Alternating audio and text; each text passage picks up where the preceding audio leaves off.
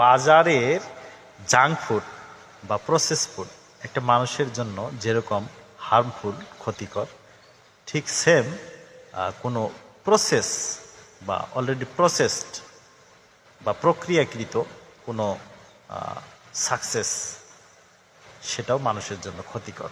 আমি বলতে চাচ্ছি ইউটিউব, ফেসবুকে যারা হচ্ছে রিয়েল টাইম কাজ করতে চাচ্ছেন বা হচ্ছে যে ফুল টাইম বা আপনি যেটা বোঝেন যে আপনি প্রফেশনাল, যদি মনে করেন যে প্রফেশনালি কাজ করব, তাহলে কখনোই আপনি একটা ইউটিউব চ্যানেল বা ফেসবুক পেজ মনিটাইজেশন অন করে এটা কিনে নিয়েন না।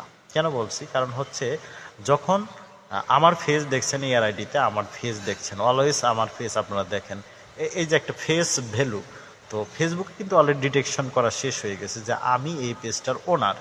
তো এখন হুট করে যদি আরেকটা মানুষ এই পেজের ভিতরে ঢুকে আমার মতো কথা বলা শুরু করে, তাহলে কিন্তু এটার অন্য কোনো ঘটনা ঘটতে পারে, সেটা দুর্ঘটনা, খারাপ ঘটনা। সো আপনার ফেস ভ্যালু আছে, সো আপনি আপনার কন্টেন্ট দিয়ে আপনি একটা ব্র্যান্ডিং তৈরি করেন, তাহলে আপনার সাকসেস হওয়ার পসিবিলিটি 100%। উইদাউট প্রসেস আপনাকে সাকসেস হতে হবে।